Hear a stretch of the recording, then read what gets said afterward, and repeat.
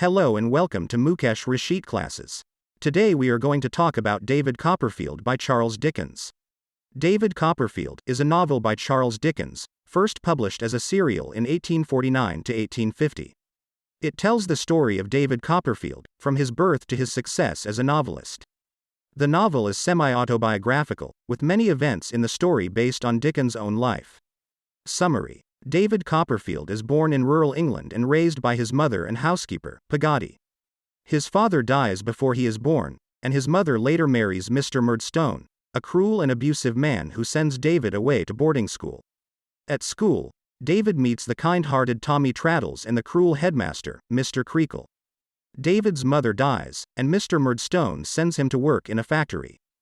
David runs away to his eccentric Aunt Betsy Trotwood, who takes him in and sends him to school. David falls in love with his friend's sister, Dora Spenlow, and marries her despite the objections of his friend, Agnes Wickfield. David's career as a writer takes off, but his marriage to Dora is unhappy. Dora dies, and David finds love and happiness with Agnes, whom he marries. Character analysis: David Copperfield. The protagonist and narrator of the novel, David is a kind-hearted and sensitive young man who overcomes adversity and finds success as a writer.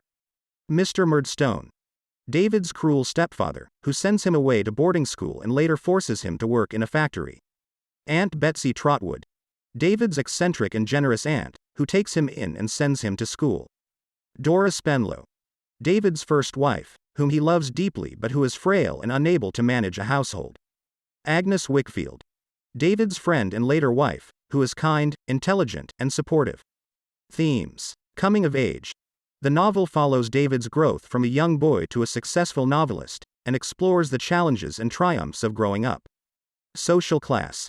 The novel highlights the injustices and inequalities of Victorian society, and shows how social class can both limit and enable individuals. Love and marriage.